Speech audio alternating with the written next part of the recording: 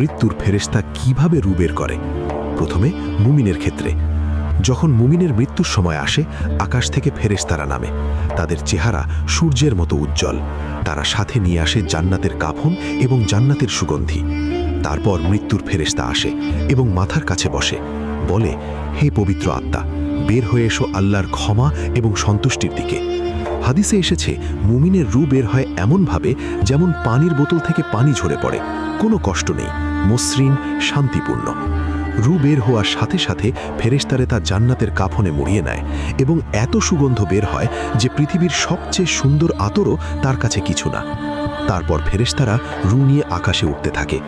প্রতিটা আকাশের দরজায় ফেরেশতারা জিজ্ঞেস করে, এই পবিত্র আত্মা কার? তারা বলে, অমুকের পুত্র অমুক, এবং সুন্দর নাম দিয়ে ডাকা হয়।